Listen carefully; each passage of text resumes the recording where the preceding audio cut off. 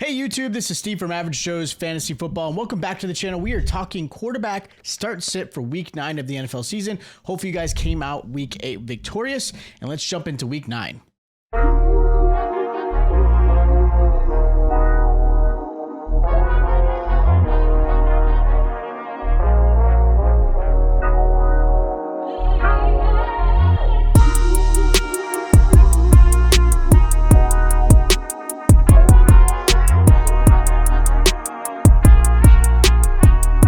All right, so week 9 of the NFL season is here, and we are talking quarterbacks. Now, with that said, there are 4 teams on a bye. You've got the Bucs, the Browns, the Jets, and the Eagles not playing. So you got some decent quarterbacks, Baker Mayfield, Jalen Hurts, that are not going to play this week. So you got to take an account for that. And hopefully you guys checked out my waiver wire video to help you guys pick up some players that might be able to help you out this week. Now, we're talking quarterbacks, so these are your obvious starts at the quarterback position. These are players that you should be starting no matter what, or they just got great matchups, and they're going to be in there. You shouldn't have to really guess yourself there. Now, as far as the first quarterback I recommend this week, it's going to be Justin Herbert versus the Titans. Look, the Titans defense has not been great against the quarterback position. They're about middle of the pack. They are allowing about 16 points per game. But the biggest thing is Justin Herbert right now going into week 9 is quarterback 6 in fantasy. He's been playing phenomenal. Not as great as he was in 2020 or 2021, but he's doing a lot better since he has been really, I guess, getting the weapons he really needed, right? He's got Ladd McConkey. He's got Keenan Allen. He has Quentin Johnston. And then the up-and-coming Oronde Gadsden, who has been amazing. And this is obviously with a really anemic running back room that, Vidal has been great as far as what he can do. Hampton should be back soon. But man, everything's been put on Justin Herbert's shoulders. Now, week 7, he put up over 400 passing yards and 3 touchdowns, did have some interceptions.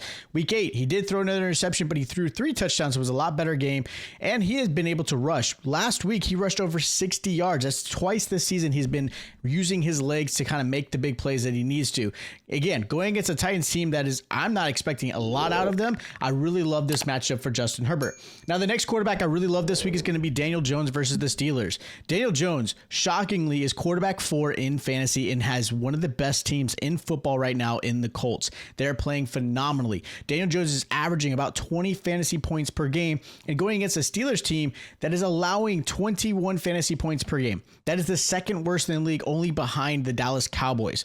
They're allowing almost 2 touchdowns per game. They're allowing a decent amount on the ground. Not a lot, but they're allowing 293 passing yards per game, which is the worst in the NFL.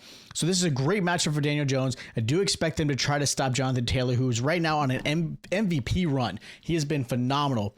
And with that said, at this point, Daniel Jones is in your starting lineup. I know that sounds crazy, but I guess leaving New York was a big and huge move for him. And obviously, Steichen as his quarterback or his head coach has been a big move. I love this matchup for Daniel Jones. Now, the next quarterback is going to be Sam Darnold versus the Commanders. I understand Sam Darnold has not been putting up the points that we were hoping, but he did come off a bye. Right now, he's averaging 15 points. He's not doing what he did last season in Minnesota. Here's the biggest thing, though. Sam Darnold's got a great matchup. I know he stunk it up against Houston, but Houston is a great defense.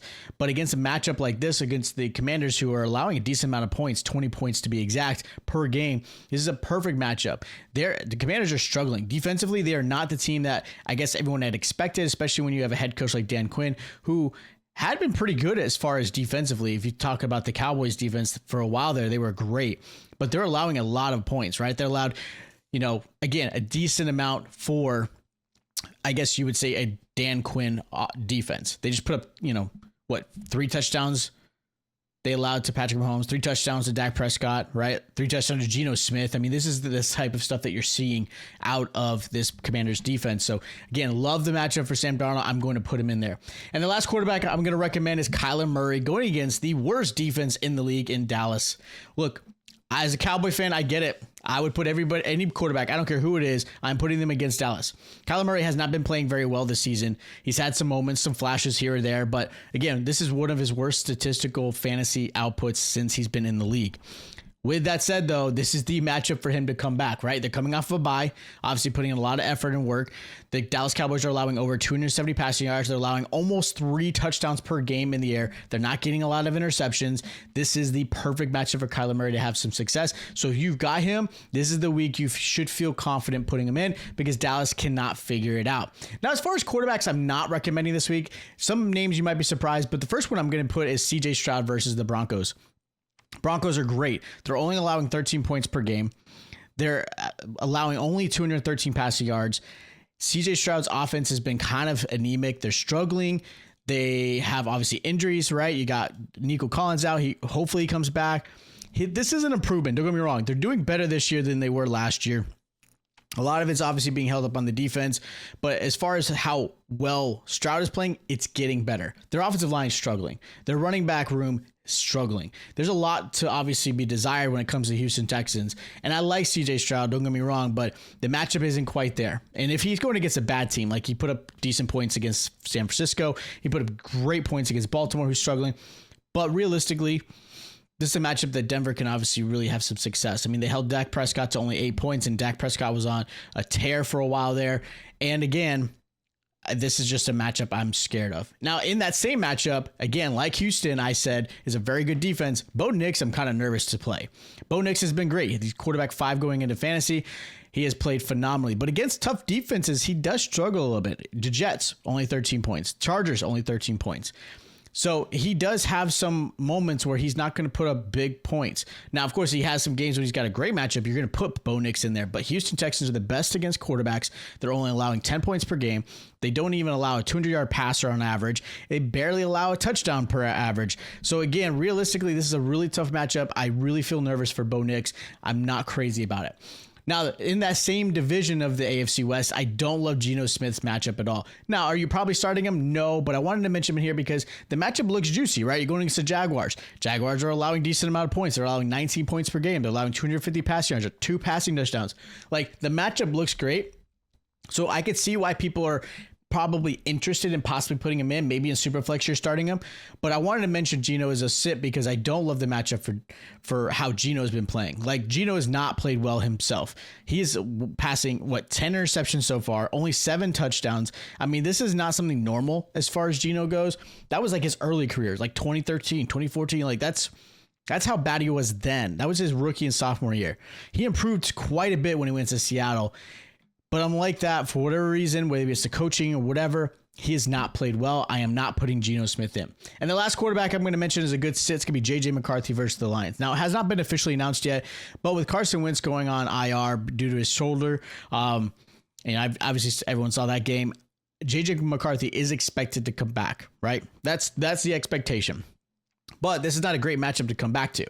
Yeah, Lions aren't the greatest defensively. They could be better. They were better in the past. They still are allowing 2 touchdowns per game. And maybe this is a game JJ McCarthy has a decent one, right? Maybe Justin Jefferson goes off. And you obviously still got Jordan Addison. Like, you got your 2 running backs. You got Aaron Jones back.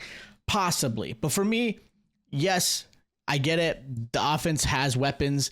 The matchup is somewhat okay. Like, it's not a bad one. But he's coming off an injury.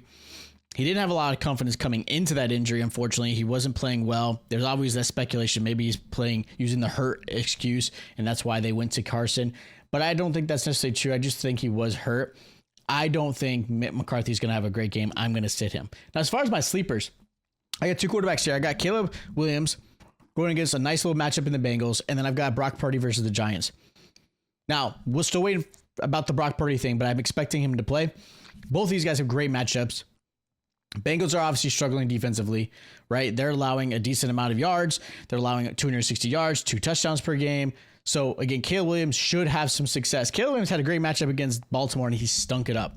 I get it. But I do think Baltimore also coming off that bye really helped them defensively. They got Roquan Smith back. There were some things that helped. But Caleb Williams has to get back onto his feet because Caleb Williams has shown that he can do it. But he has struggled as well, right? Week 7, 4 points in fantasy. Week 8 last week, 11 points in fantasy. Week 4, 11 points in fantasy. Like, he has not played amazing all season like he should because he started off the season hot and then he's kind of struggling. So But I do think this is a good matchup for him as a nice little sleeper. Like I said, I like Brock Purdy against the Giants. I think that would be a nice little one for him coming back from injury. So those are my start, sits, and sleepers for week 9 of the NFL. If you guys do have questions, hit me up in the comments down below. Don't forget to check out my other videos. Hit that subscribe button, that like button as well, and I'll check you guys out next time.